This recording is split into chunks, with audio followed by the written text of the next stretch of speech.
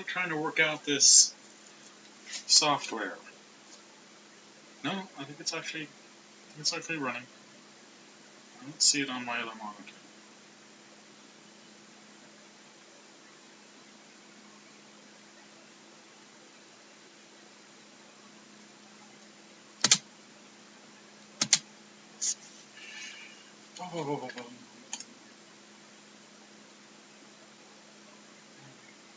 Seem to like it.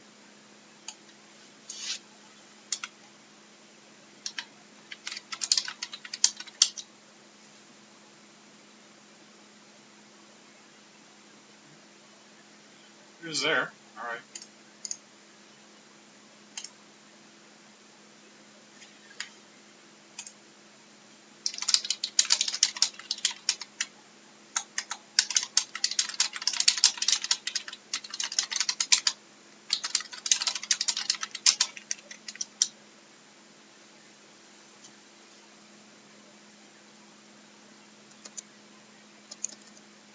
Let's paste the link around the place.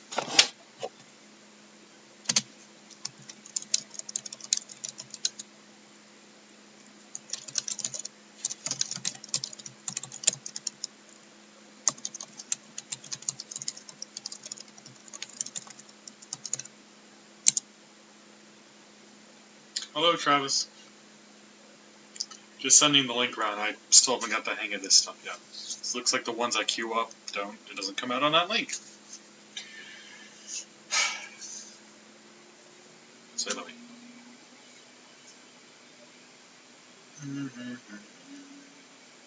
Let's shoot a quick one to Twitter, and then we'll just get on with the business.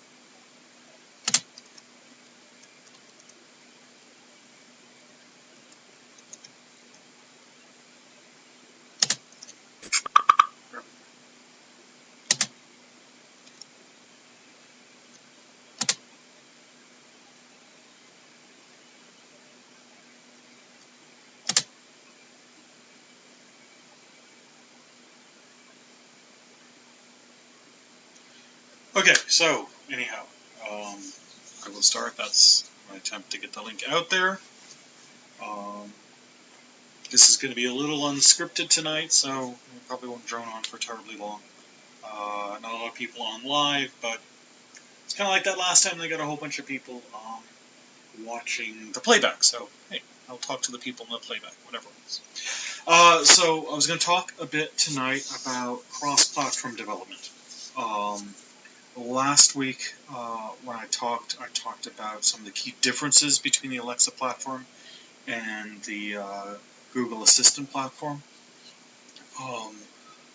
One thing that I found out since I gave that talk, I listed as one of my top things that I wish things that Alexa did that I wish Google Home did, as in the reprompt, which is so you can, when you don't say anything, it sort of prompts you to say, well, maybe you want to do this next. Turns out Google Home can do that. Evidently I missed the announcement about that.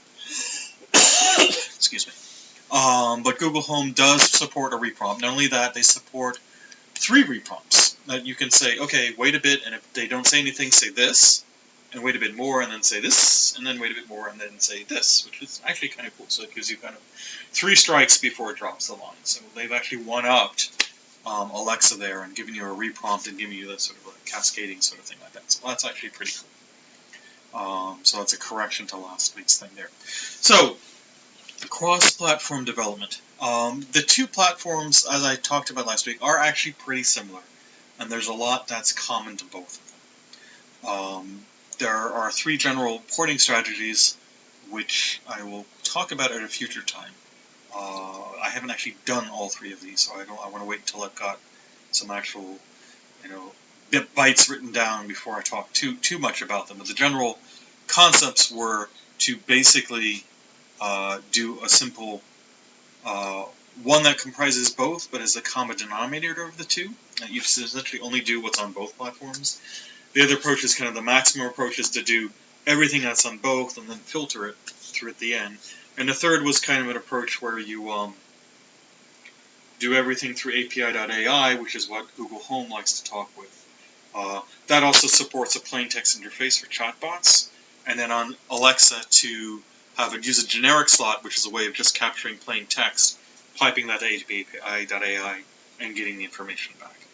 That's kind of an all-third approach. Now, of those, for the porting that I did for 21 Blackjack and for Subwar, I chose the middle approach, which was to essentially create a framework that has the maximum on both sides. Let me just put Alexa to sleep, otherwise she will keep waking up and bothering. So that's kind of what I want to walk through some of that here tonight. Okay, I'm going to be doing screen shares, showing some of my code.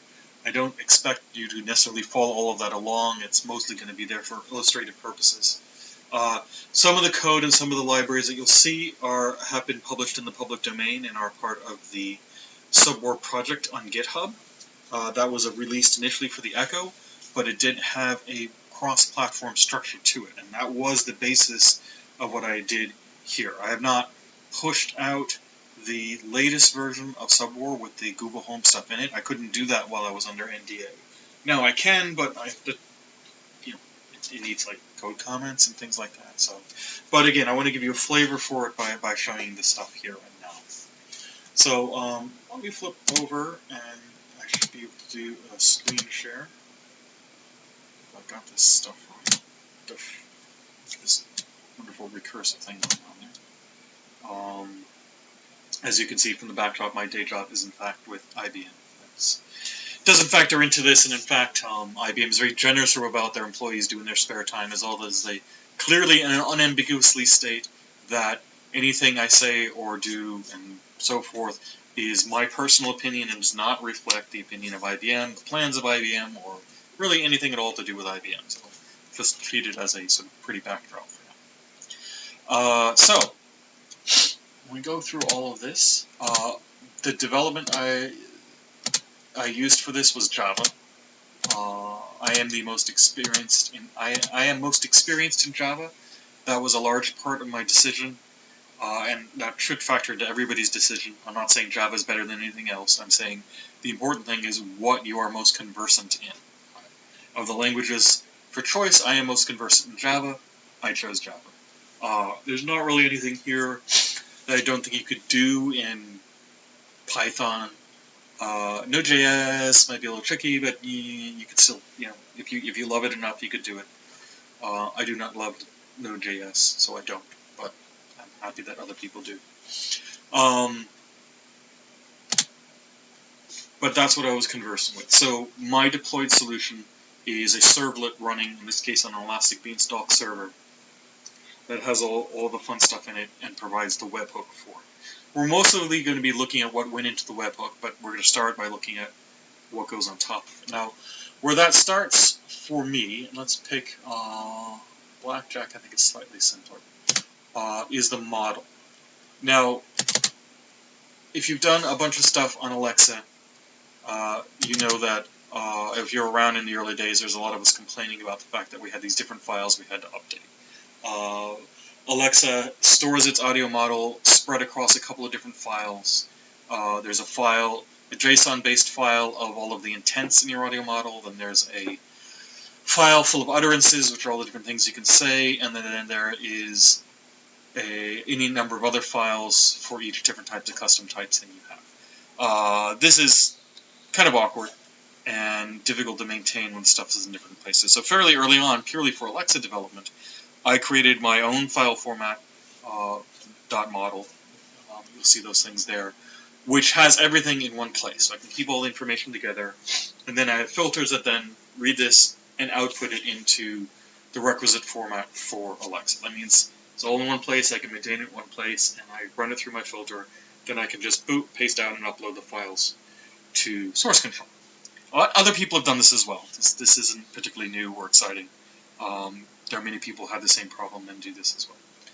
Now, this proved actually particularly handy when creating cross-platform stuff, because you now have two platforms. API.ai requires you to enter all of their model through a GUI, which is very different, and it's kind of like, hey, it's all, a lot of people are like GUI web tools. I'm not one of them, but people find that convenient.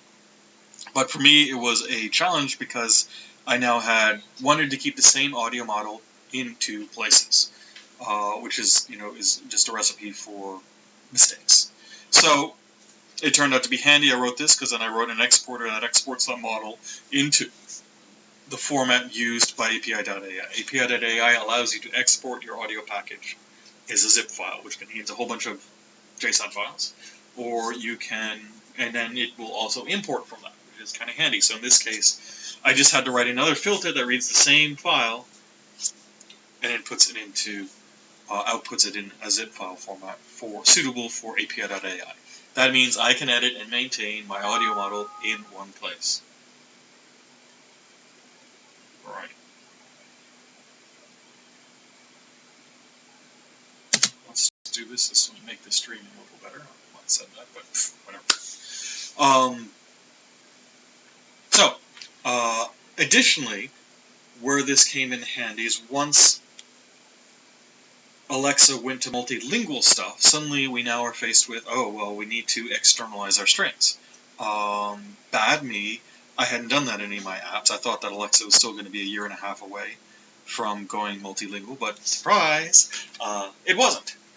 And they kind of sprung that on us, so I had to adapt to that. So the natural place to put that was also, for me, in my model. And you can see here that a lot of the stuff is tagged. These files only have English US in them. I haven't done the other languages yet, but the fact that I have the framework for that means it's going to be easier to do that. So let's just do a quick tour for this. Like I said, this is just one thing. Just checking the collections. Yes, people love Python too.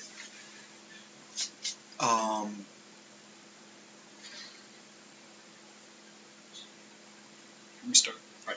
Fine. Walk through this. This is just how I have done it. People are free to do it anyway. It's not rocket science. It's not hard to come up with your own scheme. I don't think there's anything magically wonderful about mine. I'm sure many of you can come up with one that's just as well. The original genesis of this was to take Alexa's JSON file for their intents and then essentially add things to that, so that in theory this is backwards compatible with that one. I'm not sure it is anymore because I've added a bunch of stuff, but that was kind of where it started. So at the top here, there's a number of fields that play into various other things. The display name, the invocation name. This is one place to keep everything commonly, the URL. These are used by different elements. This model is used in a number of ways. We generate not just the audio model, but it's also available at runtime. And we'll come to some, I'll call out some of those things as well. It's also used by I think it's used by the CI/CD model. I have some automation to help push this stuff up onto servers, and it needs to know some information in here as well. So once you have, and this is a very handy thing, once you have a format and you're keeping this stuff everywhere together, you can start putting other stuff in there and start using it for other different things in your process. So it's something to keep in mind. If you're doing, again, serious stuff or a wide range of stuff, it's not a bad way to go. So, some of the things simpler here are just your programmatic identifier app name, the display name in English, and invocation name. These are all things that have to be filled out on the web pages. Amazon have not automated that, neither has Google, I don't think. But should they do someday, the stuff will all be here. We can do that. Same with URL. Now, supported languages, again, this is something handy so that if I add more, I can just add this in here. It is self-described from the format, but it's also handy to have it all up in place. So then we have our intents array. These are all the intents that are part of the audio model. This looks very similar, and again, it's very much like the one for Alexa. It should be, in theory, a superset of that. I'm just looking for one that actually has something like that. oh yeah, this is blackjack. Actually, is really simple. None of them have. There are no slots on any of the intent, so I don't find one with a slot on it. Actually, that might be worth it. Let me pull up. Let me pull up Subwar. Subwar SLU.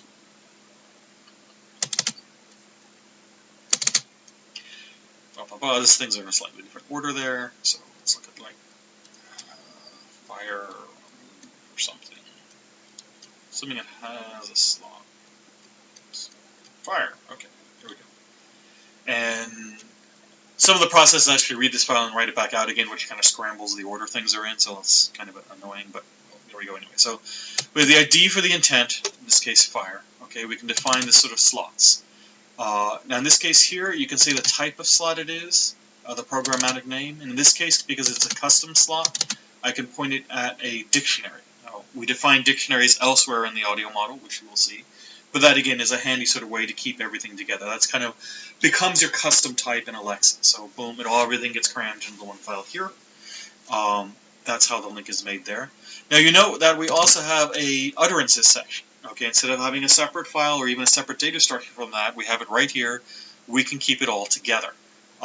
So that, again, if you're editing it, everything's in one place. It's kind of handy. You can see it all and work on it all together. It's also handy for cutting and pasting between models. If you have multiple models that are using similar sort of things, the fact that all the data related to that intent is there in one place makes it easy to move around.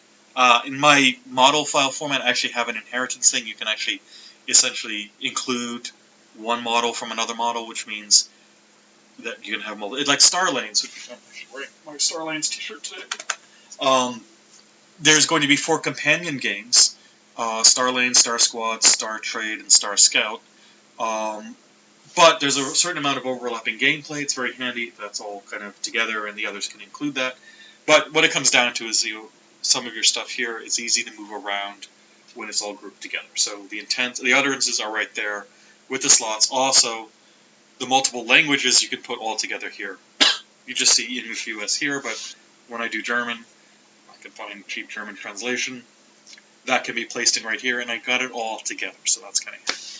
Now, the last thing you see here is this examples tag, okay, and this is also linguistically done, and it's an array of values. This is something that the framework I have uses to drive reprompts, okay, to basically allow for self-discovering reprompts, okay, that we embed into the model a way of describing this intent.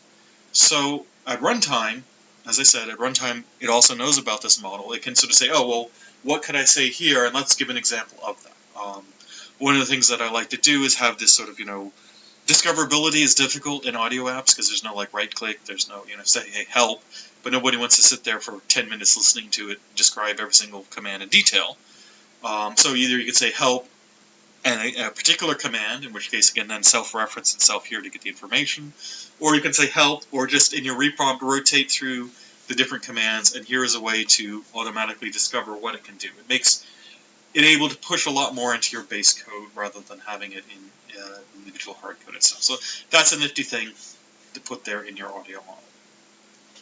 So that, I think, is the bulk of sort of the intents array, which is where most of the stuff goes. There's all the standard Amazon ones. Do we see anything here that is...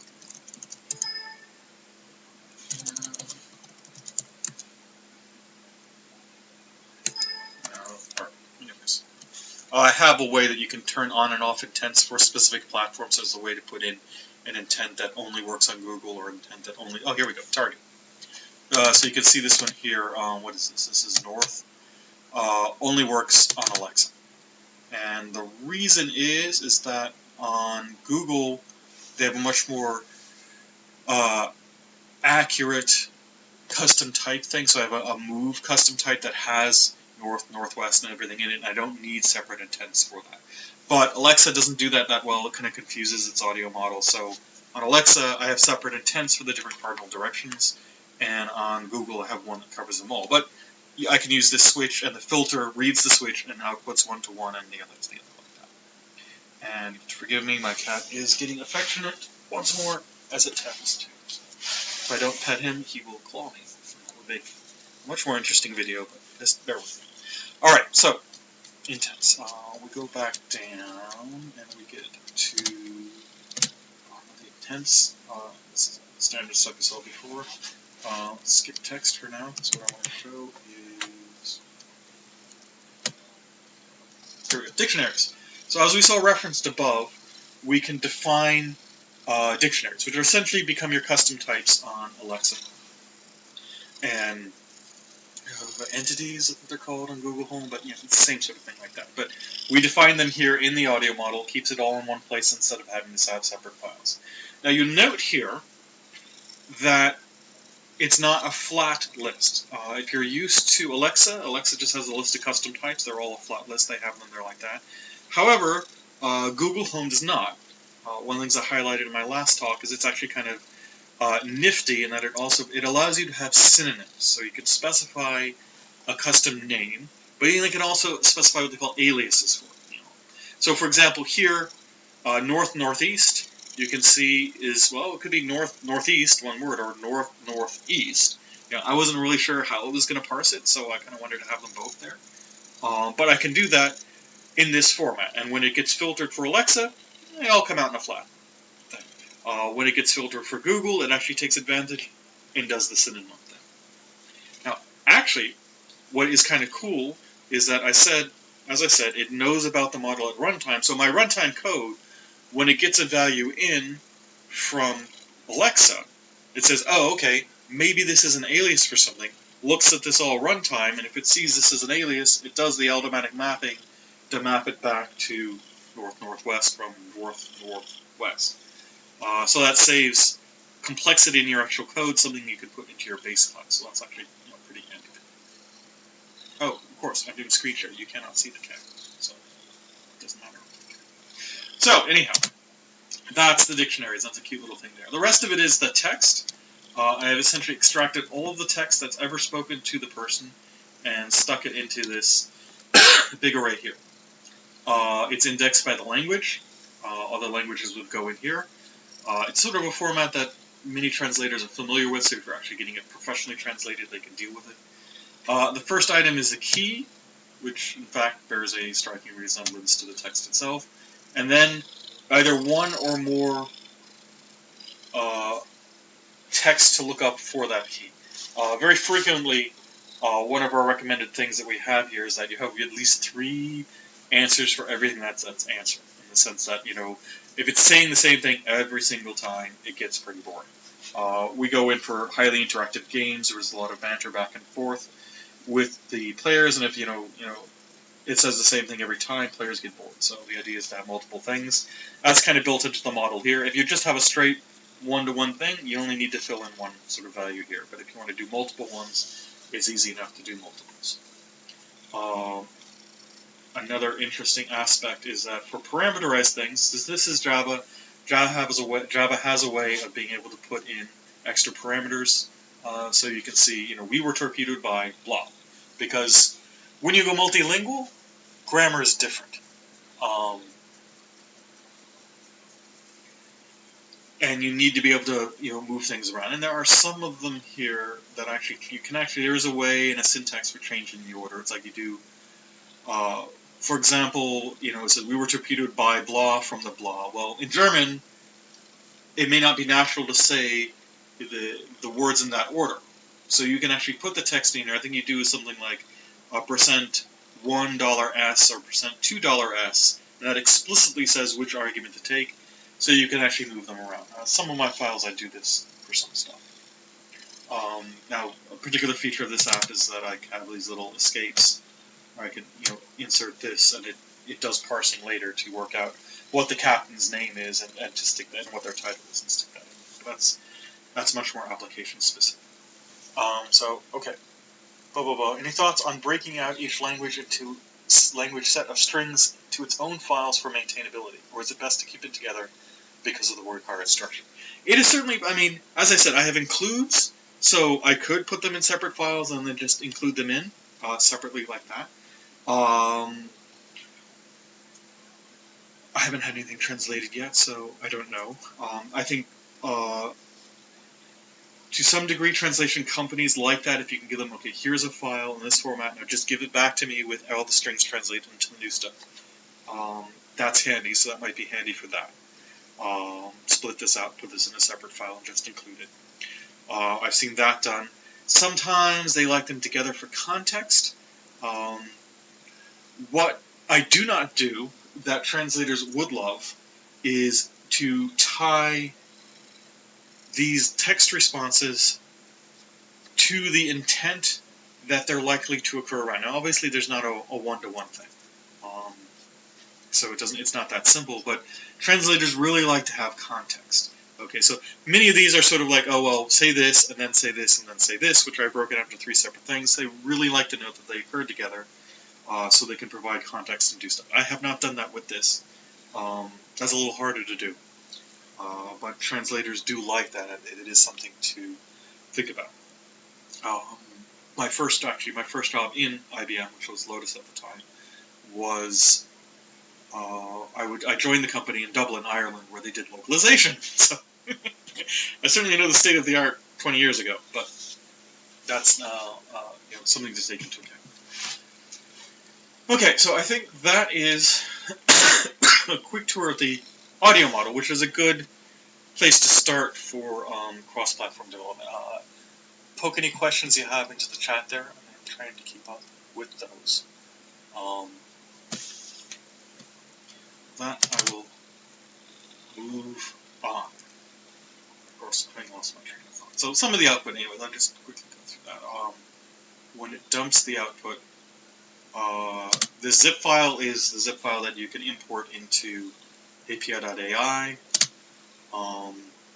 These are the files for Alexa. There's no, that's something else. Never mind. This file is the intent file because JSON doesn't care about formatting programmatically. It just mashes it all into one thing. But technically, you should be reading the model, not this file, so it doesn't really matter. And a pretty printer can fix that. But that's the intent model for Alexa. There's the BAF is the utterances. People seen this. It all looks very familiar. And then the whatever number of custom types you have are broken out there like that as well, all ready to be taken and imported into, or cut and paste in this case, into Alexa. Now it also generates this constant file, and this is because you are you have various things in there that you're going to refer to them programmatically. This is very handy because otherwise you will get typos. If you're going to say, oh, I want to do this intent or this string is there, so this is a generated file. The same thing that spits. It's just another filter on the audio model. So there's all the intents that are listed, and then also we have all of the text that's extracted. Okay, so we now have these constants that contain the ID for that text, which often is the text itself, but not always. So when you get something like, we want to talk back. Actually, this I didn't use the constants for. Alright, subwar. And a lot of this evolved over the course of development, so not everything is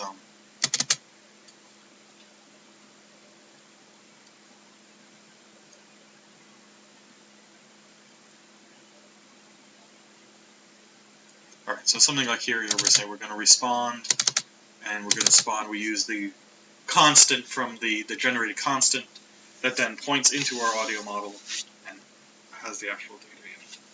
And actually, you can see here where we actually pass in. This one actually has some parameters, an integer parameter, 3 integer parameters. We've launched integer torpedoes and have sunk integer subs for a success rate of integer %. And we pass those numbers in here to that. So you can see then how the audio model is used in place there. So, on a high level, and again, there's the subwar presentation will give you sort of an overview of how that was structured. Very briefly in here, you can see 3 major areas as the game logic, which contains essentially all of the game is the game logic. It contains, this is the game, this is how the game is run, this is how you can do things in the game, irrespective of how actually you're going to describe that to somebody. And the idea of having, and again, I don't want to dwell on this too much because it's covered in some of the other material I have there. There's a 40-minute presentation on this architecture, so I don't want to duplicate too many things. But anyhow, you keep that all there because you may want to have a web app for it, you may want to have a mobile app for it, and they can all use the same game logic. It then separates out the audio logic, which essentially is built on top of the game logic, and this renders that into an audio, sort of this is what you want to say, this is what I heard, etc., like that. And I'll come back to that in a second. On the very top of that, you have the voice model then, which deals with the actual platform, the Alexa and the Google Home, stuff like that. The reason you separate them is so that you can have an audio model that listens to what the user says and composes the response, built on objects that are independent of the actual platform that you are handling. Okay, this was very key to making this quickly cross-platform. So that is actually an important aspect of that. So if you're only ever going to one platform, it doesn't really make sense. But since we're talking about platform stuff here right now, it was actually essential and vital. So let's start at the top of the stack and kind of work our way down. The very top is a servlet. Again, a lot of my stuff goes into base classes because, again, I'm doing multiple apps. I can reuse that stuff across the place. So I just set up around here. Let me go into the base servlet because that's going to be where all the interesting stuff is. So we get a post command. Both Alexa and API.ai are driven by post messages. Let's see a bit better maybe like this. We do some logging, some general cleanup, and the first thing we do is say, okay, who sent us this? Okay, we have a routine that can look at the request and work out, was this sent to us by Alexa? Was this sent to us by API.ai? Now you see I have a third case, Google there. Google has a low-level and a high-level API. I started with the low-level API and then moved to API.ai. So I actually have 3 cases in there. I'm not sure the low-level works anymore because I stopped using it. So we work out where did this come from. And based on where it comes from, we have logic that translates that platform-specific request into our generic request. Okay, audio request being is something from our audio layer, and this encapsulates a request to an audio system. There's no platform dependencies in there. You won't see any intent objects or things like that. Whereas if you're doing a straight Alexa skill, you use the Alexa SDK. Google don't think has a Java SDK. They certainly didn't when I started this. They have a Node.js SDK. But since I was doing this in Java, I just wrote my own. It's not actually very hard. And I think I actually got rid of the Alexa SDK as well, because they just weren't keeping it up to date. So it's not rocket science. They're just JSON blobs, and really their SDK didn't really provide much value. It just translated them to and from JSON, and that's not hard to do. So, anyhow, so that's what this part of it does. Now that I've got the request in a generic format, I can call my handler and say, service this request. That calls into the audio model, does all the business for it, comes up with the responses, and returns a generic response. And all we do at this level here is say, okay, where did we come from? Who are we talking to? We're talking to Alexa. Okay. Translate this generic response, a platform-neutral response, into a platform-specific response for Alexa. So essentially, all that I've had to do that's platform-dependent is these little translators saying, okay, from an Alexa request, create a generic request. From an API.ai request, create a generic request. Then, given a generic response, convert it to an Alexa response or convert it to an API.ai response. That's it for platform dependencies. Okay, everything else can be cross-platform because we're now into the audio object, which do not have any dependencies in them. So Sounds great. Sounds wonderful. That being said, clearly we're getting slightly different information from both of those. Our code has to be smart enough to deal with, cases where we don't have as much information. You need to be able to expect that and to deal with it. Similarly, when we're responding, we do have to be careful that our responses are either tailored to what they're responding to, because you can find out in the audio layer what talked to you, because I do track that. As you see, I'm actually setting the originator so that you can, if you need to, find out who it was, or just design things. Like there are no cards for Google Home. Google likes eyes free. They want an eyes free service, so that there's nothing distracting you from it at all. Alexa do provide it, so you need to make sure that you don't have anything. If your design either doesn't put anything vital on the card, or makes sure that, oh wait, I'm on Google Home, I have this vital thing, I really need to say it, I can't put it in my little placeholder for the card in the generic response option. So you do have to be aware of the differences between the platforms, but not as aware. It's only in these little corners of your design that you have to kind of come back from it. The only thing here that I actually fill out the get thing, and this is like some debugging stuff that I have. You'll see that I did some logging here. This spools it internally to a buffer, and then I can actually browse to my endpoint, and it spits it back out, and I can see all my debug messages. It's a lot easier than going to Elastic Beanstalk or CloudWatch and requesting the log files, downloading the log files, and finding which one of these freaking millions of files is console.log that has the stuff from what I just did 5 seconds ago as opposed to what I did 5 months ago, and read it. It's just a lot handier. But you do have to beware. When we first launched our skills on Google Home, there was so much traffic that, silly me, the buffer filled up and only emptied when you browsed to it. Since I didn't browse to it for, like a couple of hours, it blew the memory. This was not good. It's not good design. I have subsequently updated this to, be smart, and actually if the buffer is too big to chop. I can see that here somewhere. It should be here somewhere. Oh yes, I added these magic 2 lines here to say, it's bigger than 32K, make it 32K, and that's it means I still get a little bit of the debugging, but I don't blow my memory on the thing, because I just never had that much traffic on Alexa, so I guess that's kind of a good problem. But anyhow, so that's starting at the top, that's starting at the servlet. Next thing we push down, as you can see, is this handler. Okay. Now, here we're getting into not so much cross-platform, but I'll try to keep it focused on cross-platform as opposed to my specific architecture. Everybody's going to have different architecture. You're going to want to do it your way.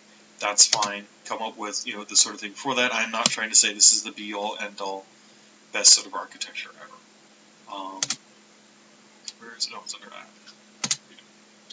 All right. So the way it works, I have a game handler. Sorry, I have an application handler. Here we go. And then there are handlers for each state. Let me just pick blackjack because that's a lot simpler. Yes, only it's much fewer. Okay. So the application handler doesn't do much. I think that's not that. Yeah, that's all that's there. It covers application level stuff. So this is essentially the start of the audio layer. There's some basic things, the title and what the other handlers are. The 2 primary things it has is, okay, take this session, this request, and come up with the state object. The state object is what is used throughout. If you read my book, or you look at some of the subwar stuff, what I strongly recommend is that you come up with some sort of state or session object, and you pass that around your logic. And that's where you pull information out of about the current state, and where you push information back into that needs to be persisted, or that composes the response. So this is how my architecture is wired. So to get to that, what we start with here is, what we need then in the application level stuff is converting to and from that. So we start here at the beginning and say, okay, I've got this request, give me back the state object. Okay. And again, we do, there's some stuff in the base class there, and then there's stuff here, for example, the base class will read from like if there's anything being persisted to the session. There's multiple ways you can store data between invocations. As you know, Alexa has these session variables that you can set, and they stay live for the current session, what Alexa considers a session. But since Alexa drops session at without even blinking, that's not a terribly safe place to put stuff. So I have a second layer. In addition to that, is the that we can cache in memory. Third layer is actually pursuing off to a database somewhere. So the base class can handle what's in the request object, or the request object itself, and what we've cached in memory. We then, in the application layer here, we actually read in additional information that we had persisted to disk. Similarly, the set to session goes the other way around. It's like, okay, well, I've got this state. We need to send it back. It's okay. Calls the base class to put the stuff into the response object, cache it in memory, and then also save the persistent stuff to disk. So this is just handled at this level there. Now, what happens in the application handler base class is it looks at that state and works out what state handler to call. So Blackjack has 4 states. There's the basic state when you have just started the game, and then there's the I'm in the middle of the game. Okay, those are the 2 main states. It starts up saying, "Hi, welcome to Blackjack. Do you want to know about the rules, or do you want to start a game?" That's like the foyer. That's what I call it. A number of my skills follow the same pattern as you sit around the foyer until you're ready to start something, and boop, it moves you to the in-game state, and that's when you're like getting a card, looking at your hand, giving up, getting more cards, etc., like that. And then when you finish the game, you go back to the foyer, you're back in the base state. So those are the 2 main states. There are 2 additional states, query continue and query surrender. These are ones that where you're going to say, quit. And it says, do you really want to quit? And while it's in that mode, it's listening for a yes or no. So it needs its own state to know that if you say yes or no, you mean to handle something like that. Query continue is when you're in the base state and you say, hey, I want to play a game. And it says, actually, you were playing a game. We've already got one in progress. Do you want to keep playing that one? And that's query continue. Again, it's waiting for a yes or no specifically, and it does something different. So we break it down to having the states in that way so that you can handle each of those. And if the application looks at the state in the thing and makes its choice and goes there. If we look quickly at something like query surrender, we can see that, again, your basic state handler has a method to handle each event. And that's handled by the base class that works out, okay, each intent. What intent came in? Okay, it was a launch intent, we call handle welcome, that's kind of a special case. But one of the other intents, start game, big ones here are going to be yes and no. Handle yes, handle no, says, okay, I got this intent, here, go and do something with it. Now, we'll actually see, because, again, I push all that into the logic layer. It does, it responds saying, okay, give these responses, and then sets the state to the base state. So, essentially, it adopts the state machine model, but that's included in the whole harness. So the application kind of drives it. It expects you to put your state into the state object, and then calls one of these state handlers, etc., like that. Okay, so that's kind of the architecture, but again, I don't want to sell you too much on that because everybody's going to come up with their own, and that's fine. Let me try to pull out of this things that are specific to being cross-platform. So we've seen, we get the respond. We respond with an ID rather than text itself, so that can be extracted and localized. That's good for being cross-platform. The same works for reprompts, which I don't see here. I think for this game, reprompts are all handled programmatically. Reprompts are automatically, let's pick an example from our audio model of one of the commands and then tell you about that command. Okay. One thing that's implicit from this approach, which is a little bit lost, is you note that we do have here, we have a bunch of handlers, but we don't have all of them. We do not have a handler for each intent, only the intents we expect to see. There is a handle default. So the way it works is it will call into one of these if that intent is there. If somebody said something else, like, what's this, Blackjack said, deal. Well, it doesn't make any sense while you're waiting. You just ask them, did you want to surrender? And saying deal doesn't make any sense, but on Alexa you can do that, and it would come in. That will end up going to the handle default, thing like that here. Now, this is handy programmatically because then you only have to write handlers for the things that you expect the person to actually say. But it turns out that, and that's handy, okay? But it's vital for API.ai because API.ai has the really cool feature that you can selectively enable intents. It's when you say, ask a yes or no question, you can say, just listen for yes or no. Don't listen for, deal or, hit me or any of the other fire torpedoes or any of the other things you might have encoded. I only want to listen for yes and no. That is handled, in this structure here, that is handled automatically. The higher level thing knows what has been handled in the handler, and when it returns back to API.ai, the context variables say which intents to enable. It only enables the intents that are handled for this state. So it can work that out automatically. Similarly, if it is doing a reprompt and it wants to tell you what you can do next, it looks at what's handled, and it's only going to give you the help for one of those intents that is already handled. So that's actually very handy there. On the Alexa side of things, you can say anything at any time. So not only it's a programmatic thing that helps you, but again, it helps the reprompt.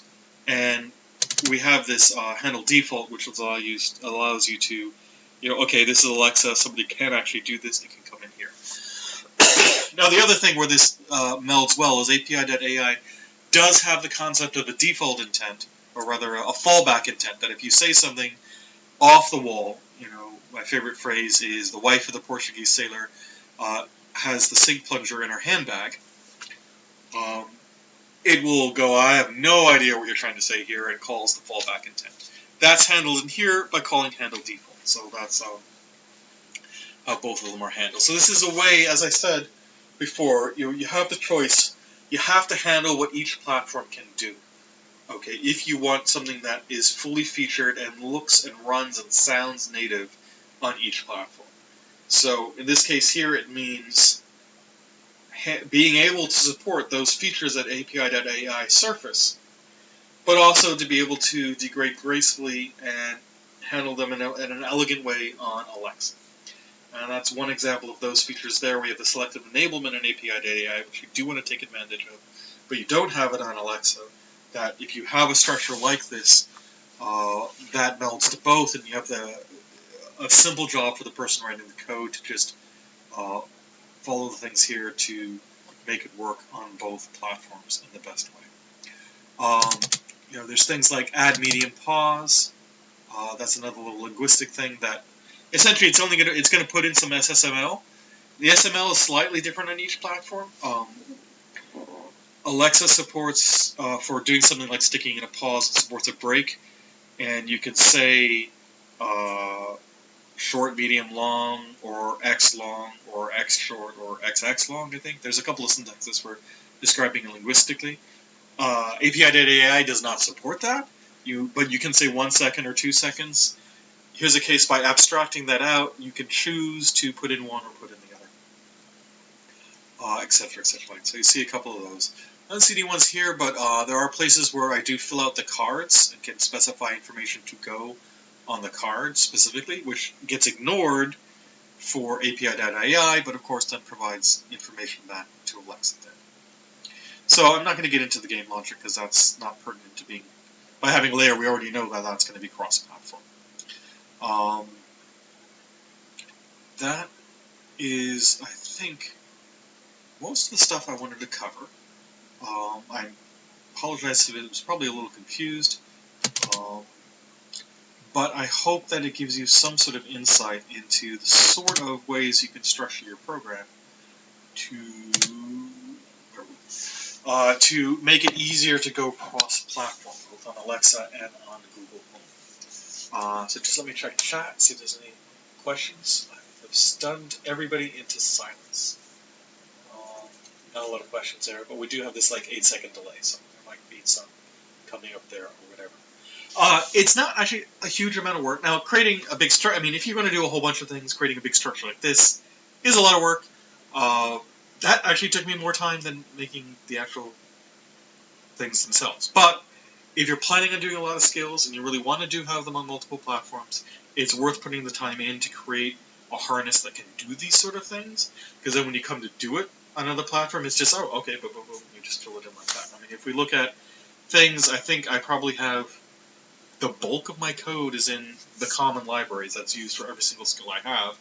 And as you can see, the skill itself is actually pretty svelte. Okay. You don't need to have all this extra stuff for dealing with, the structures for that particular platform and stuff like that. You can just focus on the logic of the code itself. Okay, now I got this, I want to do this, I want to say this and say this back. And you just type it once, it's going to work on everything. I designed the bulk of this before Google even came out with their stuff. In fact, at the time that I did the subwar stuff, and what you can see in the public domain package there,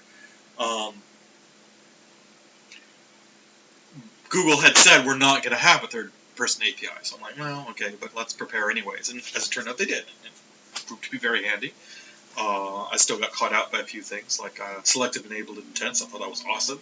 I did not expect that, so that threw me for a bit.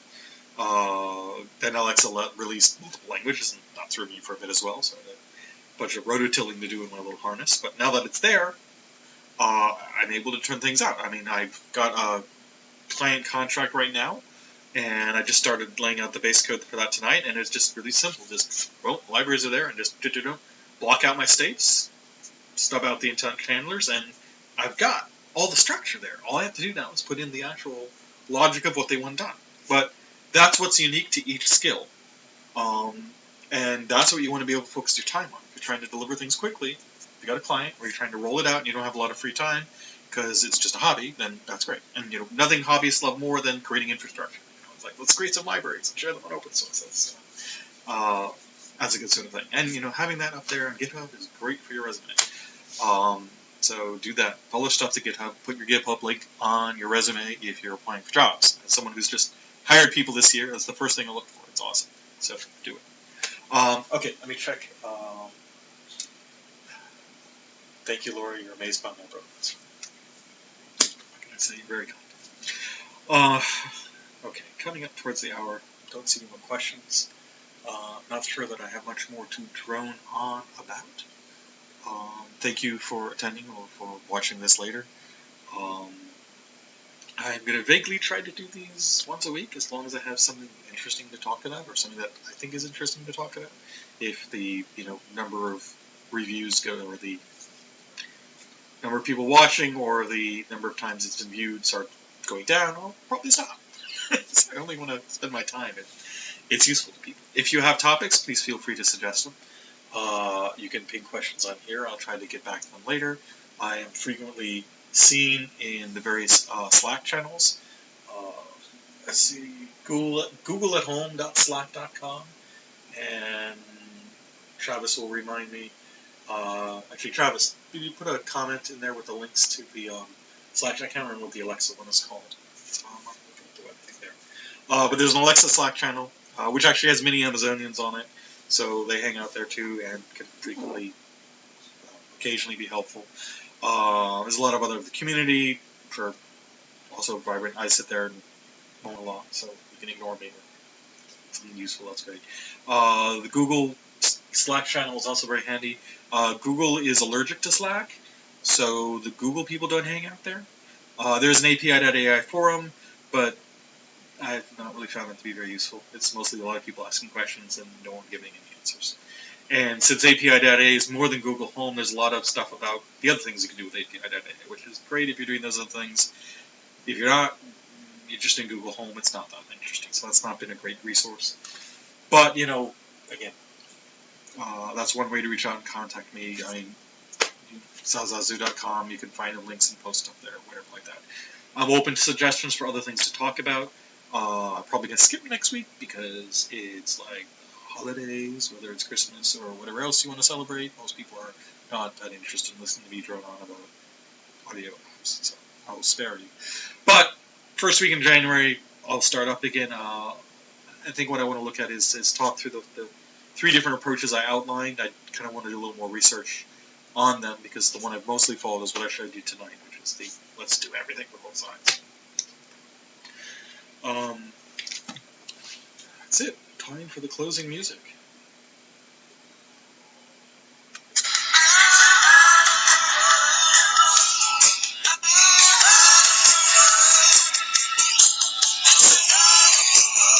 That's the wrong closing music. Sorry about that. Cheers.